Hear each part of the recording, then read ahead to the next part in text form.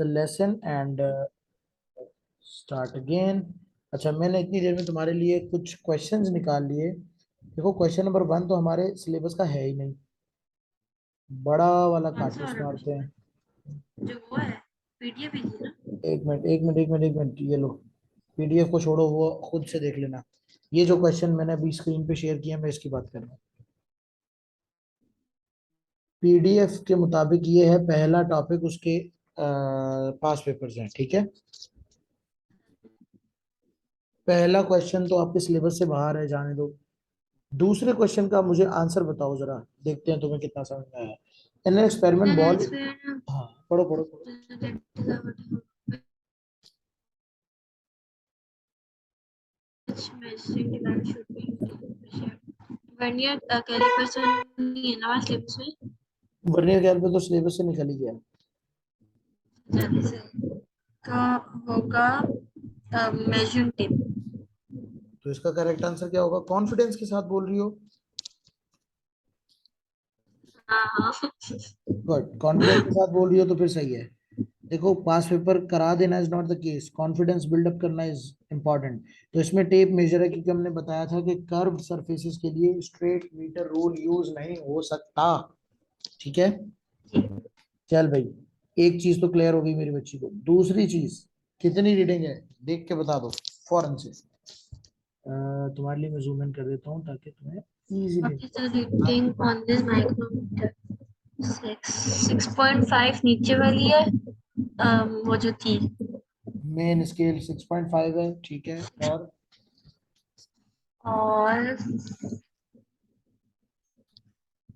और 13 वो है। 13 वो है, 10 11 12 13। अच्छा, क्या करूं, 6.5 प्लस 13 कर दूं? 13 इंटू 0.01 ब्रैकेट के साथ। अच्छा, मतलब मैं 6.5 प्लस 13 करके इंटू 0.01 कर दूं? पहले हम लोग 13 इंटू 0.01 करेंगे फिर ऐड करेंगे। बस मेरे मेरे कान यही सुनना चाह रहे थे। 13 को 0.01 से ऐड करेंगे तो तुम्हें मिलेगा 0.13, है ना। हम्म। तो व्हेन यू विल 6.63 मल्टीप्लाई, आ रहा है। गुड आंसर 6.63 आ रहा है। तो लेट्स सी ऑप्शंस क्या क्या है। 5.43, 6.63, 7.3 या 8.13। तो the correct answer is B. B. अरे वाह दादा, दादा तुम तो तेज हो गया है भाई। चलो माशाल्लाह, अच्छी बात है। Let's come towards, let's come towards the syllabus again. और अल्हम्दुलिल्लाह तुमने एक लर्निंग आउटकम पूरा कर लिया। अब आ जाओ दूसरे लर्निंग आउटकम पे। Describe how to use a measuring cylinder to measure the volume of liquid and to determine the volume of solid by displacement. देखो, ये तो हमें पता है कि परा था, परा था। किया था ना, मुझे याद है, मुझे याद है, बात नहीं। देखो, ये चीजें I am not judging, displacement क्या था? I am not judging you at all. I'm not judging anyone at all about their knowledge. पढ़ा है, किया है, सिर्फ एक रिफ्रेशर की जरूरत होती है। So we are at day 1। हमारा टॉपिक चल रहा है फिजिकल क्वांटिटीज, और उसमें हम पढ़ने वाले हैं लर्निंग आउटकम नंबर 2 को, जो कि है मेजरिंग सिलेंडर के बारे में। ऐसा ही बेटे, मेजरिंग सिलेंडर को अगर आपने देखा हो तो इट लुक्स लाइक दिस। ये चीज आपको मेजरिंग सिलेंडर दिखता है, ऐसा ही है। इसमें किसी भी लिक्विड का अगर आपने वॉल्यूम निकालना है तो बड़े मजे से आप उस लिक्विड को डालो भी इसमें, और चलो जी, ये लिक्विड हो गया और इसका वॉल्यूम आपने डायरेक्ट देख लिया। अब इसमें टेक्निकल बात क्या है? टेक्निकल बात ये है बेटे कि जब भी आप लिक्विड को डालते हो इस मेजरिंग सिलेंडर में, तो you will see a curve surface at the top. ये जो कर्व सरफेस है मेरे बेटे, इस कर्व सरफेस को कहते हैं मेनिस्कस। क्या चीज? मेनिस्कस। अब अब सवाल ये है कि आपके पास यहाँ पे रीडिंग है 7 और यहाँ पे रीडिंग है 8। तो what reading you will take? Upper of the meniscus या bottom of the meniscus? Bottom हमेशा I guess. Bottom of the meniscus. Good. तो इसका करेक्ट रीडिंग है 7 सेंटीमीटर क्यूब। सही, मजा आ गया, पता चल गया डायरेक्ट। तो measuring cylinder is used for liquids. अच्छा सर, अगर लिक्विड के लिए मेजरिंग सिलेंडर यूज होते हैं तो मेरे पास ये एक अजीब से शक्ल का पत्थर है सर, मैंने इसका वॉल्यूम निकालना है। अगर ये प्रॉपर शेप का स्टोन होता तो मैं एरिया ऑफ द रेक्टेंगल या एरिया ऑफ द क्यूबॉइड या किसी भी शेप का अगर वो है तो उसका एरिया का सॉरी उसके वॉल्यूम का फॉर्मूला लगा देता। बट जब भी कोई चीज इरेगुलर शेप में होती है मेरे बेटे, तो उस इरेगुलर शेप के लिए हम क्या करते हैं, हम डिस्प्लेसमेंट मेथड यूज करते हैं। कौन सा मेथड? डिस्प्लेसमेंट। डिस्प्लेसमेंट मेथड के कुछ पॉइंट्स हैं, बड़े मजेदार पॉइंट्स हैं। पॉइंट नंबर 1 ये कहता है कि take liquid first in the cylinder. वो कहता है कि पहले आप सिलेंडर में एक लिक्विड ले लें। नहीं, फॉर एग्जांपल मैंने ले लिया और इसकी इनिशियल रीडिंग कितनी ले ली मैंने? 7 सेंटीमीटर क्यूब, ये इसकी इनिशियल लेवल है। फिर मैंने क्या किया जी, फिर मैंने एक ऑब्जेक्ट, एक अजीब सा इरेगुलर अदरक की तरह का ऑब्जेक्ट मैंने डाल दिया हाँ, इसमें। फिर इसकी फाइनल रीडिंग दी। क्या बात है, मतलब तुम ऐसे ही होता है ना। बिल्कुल सही, बिल्कुल सही।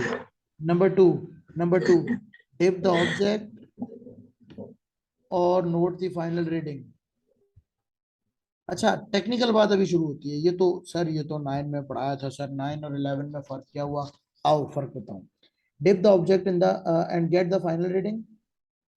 नेक्स्ट चीज, final minus initial. Let suppose इसको डिप करने से जो न्यू रीडिंग है वो यहाँ तक चली गई है। वो आंसर होगा। एक मिनट, न्यू रीडिंग आ गई है सर जी 9 पे। हम्म। तो आपका आंसर क्या है? 9 - 7। Final minus initial, 9 - 7।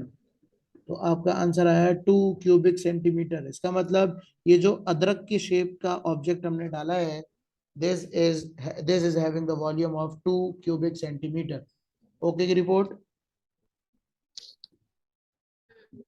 अच्छा, अब 11 वाली क्या बात है सर इसमें, या P4 वाली क्या बात है सर इसमें? बात ये है कि कुछ प्रिकॉशन जो आपको P4 में अक्सर वो एग्जामिनर पूछता है, वो ये कि हमेशा कौन सा मेनिस्कस यूज करेंगे? बॉटम ऑफ द मेनिस्कस, पहली बात। दूसरी बात, इसको नोट करते वक्त हमेशा पैरेलक्स एरर को अवॉइड करेंगे। आई होप ये टर्म मुश्किल नहीं होगी, पैरेलक्स एरर की टर्म। एरर किधर आया? पैरेलक्स एरर होता क्या है पता है?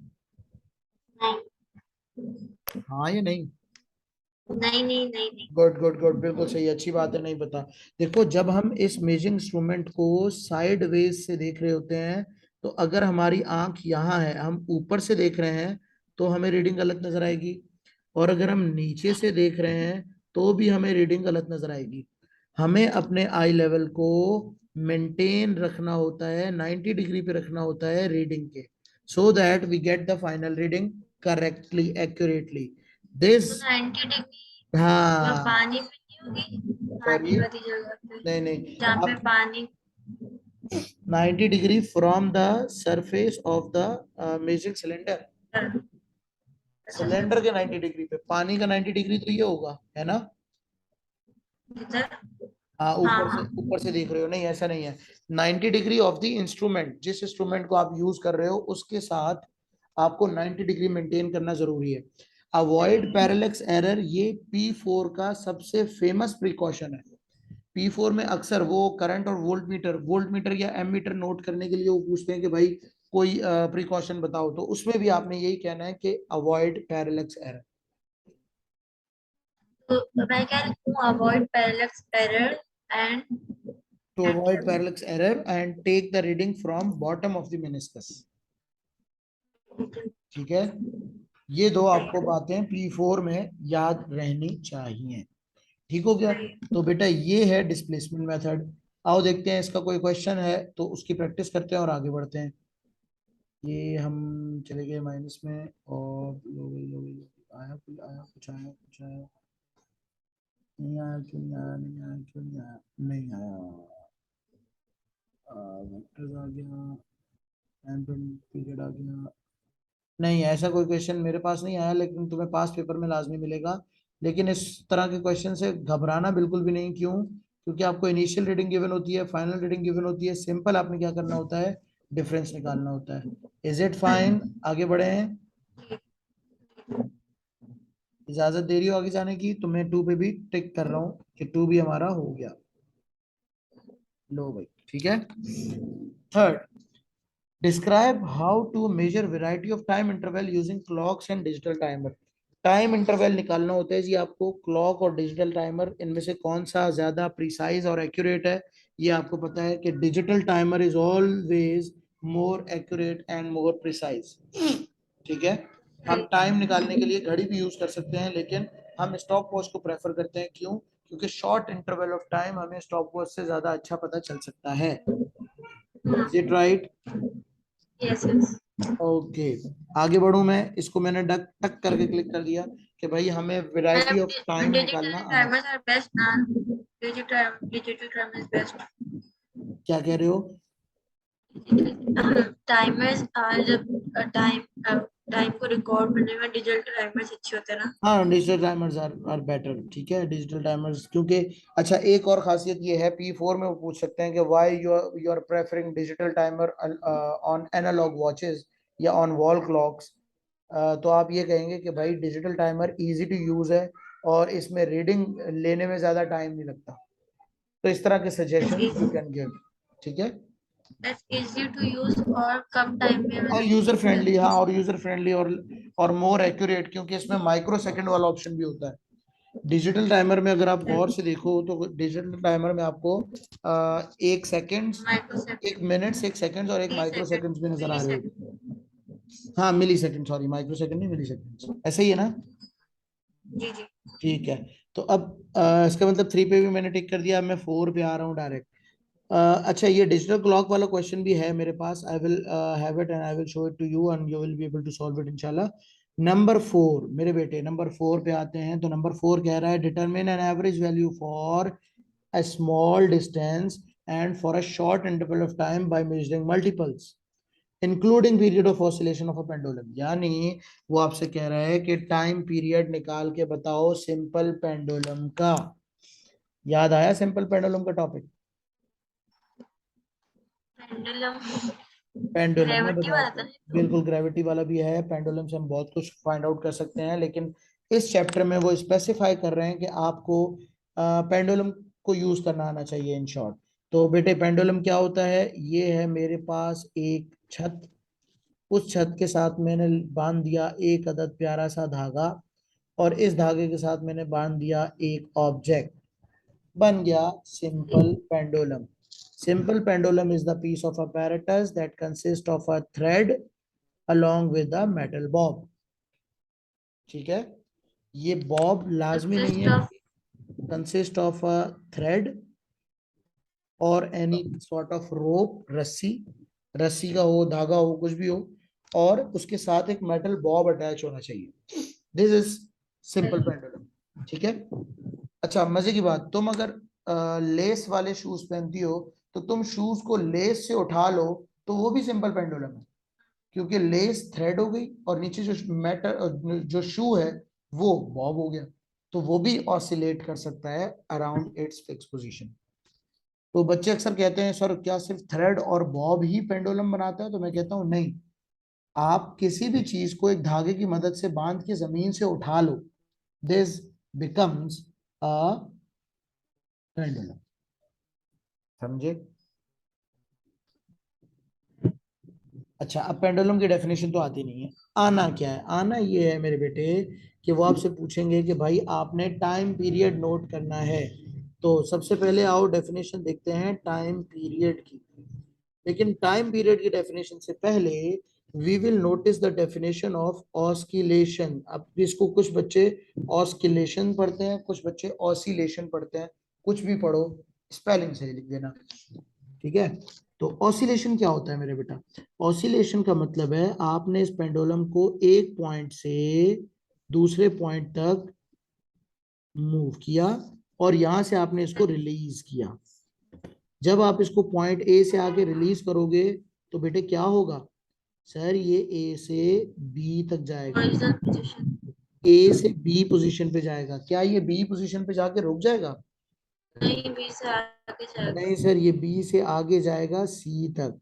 जब ये ए से बी से सी चला जाए और फिर क्या वो सी पे जाके रुक जाएगा? क्या वो वापस बी की तरफ से और स्लो वापस डाउन बी होगा। से स्लो डाउन होते होते वापस बी से दोबारा ए की तरफ आएगा। तो अब एक ऑसिलेशन क्या होती है? वन ऑसिलेशन मींस कि आपने जिस पॉइंट से उसको रिलीज किया है वो अपनी मेन पोजीशन से होता हुआ नेक्स्ट पॉइंट को टच करेगा, फिर मेन पोजीशन से होता हुआ वापस उसी पोजीशन पे आएगा, तो this is called one oscillation.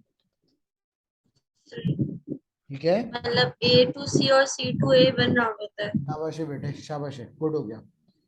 A to सी और सी टू ए वापस आना इज कॉल्ड वन ऑसिलेशन।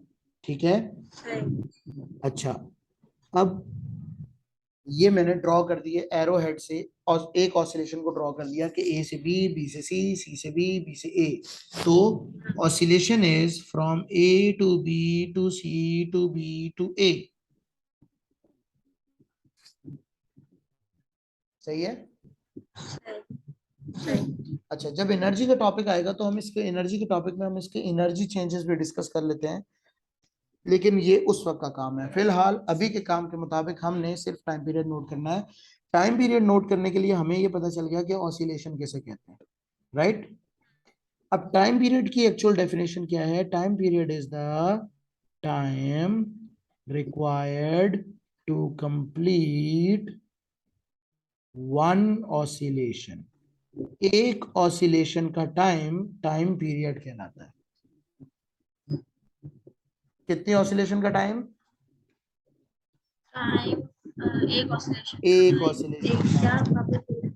लेकिन हम टाइम पीरियड निकालने के लिए हमेशा 20 ऑसिलेशंस लेते हैं, 20 ऑसिलेशन का टाइम नोट करते हैं, और 20 ऑसिलेशन के टाइम को 20 से डिवाइड कर देते हैं।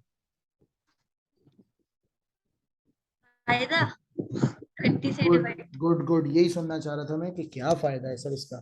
देखो बेटे, जब आप ऑब्जेक्ट को एक पॉइंट से रिलीज करोगे दूसरे पॉइंट तक, तो वो ए से बी से सी से बी से वापस ए में आने में बहुत कम टाइम लेगा। आप घड़ी को आपने उस टाइम में स्टार्ट भी करना है और स्टॉप भी करना है। तो स्टॉप वॉच को स्टार्ट और स्टॉप करने में जितना टाइम आप ले लेते हो उस टाइम को कहते हैं ह्यूमन रिएक्शन एरर। तो अगर आप 20 ऑसिलेशंस लोगे और टाइम को 20 से डिवाइड करोगे, तो आपका ये जो ह्यूमन रिएक्शन एरर है ये भी 20 से डिवाइड होकर कम हो जाएगा। तो हम 20 ऑसिलेशंस इसलिए लेते हैं और उसको 20 से डिवाइड इसलिए करते हैं ताकि हमारा ह्यूमन रिएक्शन एरर का जो इम्पैक्ट है वो रीडिंग में ना आए। बात समझ में आई? वन का अगर हम लोग वन का रिकॉर्ड करते हैं तो इट्स बेसिकली इम्पॉसिबल, क्योंकि वही ना हाँ, स्टार्ट कि करेंगे आपको, और हाँ बिल्कुल, घड़ी स्टार्ट भी करनी है, घड़ी स्टॉप भी करनी है, तो ये डिफिकल्ट काम हो जाता है। इसलिए हम क्या करते हैं कि हम 20 ऑसिलेशंस का टाइम लेते हैं, ना 20 से ज्यादा ना 20 से कम। सीआई कहता है कि एक्यूरेसी के लिए 20 इज द इनफ रीडिंग। ठीक है, अच्छा, इवन आप 10 भी ले सकते हैं, बट सीआई कहता है कि नहीं यार, 10 ना ही लो तो अच्छा है, 20 ले लो। सही है। अच्छा, अब आगे भागते हैं। आगे भागते वक्त हमें टाइम पीरियड के कैलकुलेट करते वक्त कुछ प्रिकॉशंस, बल्कि प्रिकॉशंस क्या, कुछ चीजों का पता होना चाहिए। पहली बात पहली बात ये कि टाइम पीरियड और लेंथ ऑफ द पेंडुलम। मुझे ये बताओ कि अगर मैं पेंडुलम की लेंथ इंक्रीज कर दूं तो टाइम पीरियड पे क्या फर्क पड़ेगा? टाइम पीरियड कम होगा और कम होता जाएगा। पड़ेगा करेगा जी। अगर हैवी होने पेंडुलम जैसे। अगर पेंडुलम की लेंथ ज्यादा है तो it will take more time for one oscillation as compare to छोटू पेंडुलम। तो टाइम पीरियड हैवी होने की इंक्रीजेस। जैसे। नहीं, हैवीनेस नहीं आती, लेंथ बढ़ जाती है, आर्क लेंथ बढ़ जाती है, जिसकी वजह से वो ज्यादा टाइम लेता है डिस्टेंस कवर करने में।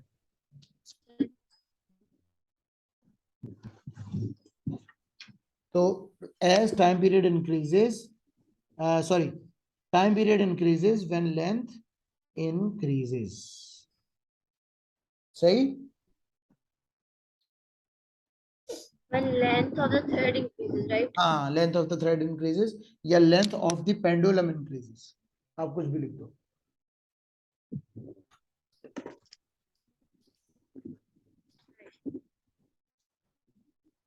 आगे चले। लिखिए सर। जी जी। ठीक है। अब अक्सर इसका ग्राफ बनाने को आता है, तो हमारी जो करंट मीटिंग हुई थी, CI face to face training हुई थी, उस ट्रेनिंग में उन्होंने कहा था कि आपके जो पाकिस्तानी बच्चे हैं, वो पाकिस्तानी बच्चे ग्राफ बनाने में बहुत ज़्यादा केयरलेस होते हैं। तो प्लीज़ ग्राफ बनाने में और ग्राफ को इंटरप्रेट करने में हमें केयरलेस नहीं होना। अब तो अंग्रेज भी हमें ठीक है। सुना रहा है यार, ठीक है। तो जब अंग्रेज बेचारे आ आके सुना रहे हैं तो हमें जरा ध्यान रखना चाहिए, ठीक है। वो हम इंशाल्लाह देख लेंगे कि हम लोगों ने क्या करना होगा। ये है जनाब आपका चैप्टर 1 पूरा। उस चैप्टर 1 में आपने मेजरिंग क्वांटिटीज, फिजिकल क्वांटिटीज को डिस्कस कर लिया। अब हमारे पास नेक्स्ट जो टास्क आएगा वो आएगा स्केलर और वेक्टर्स को आइडेंटिफाई करना।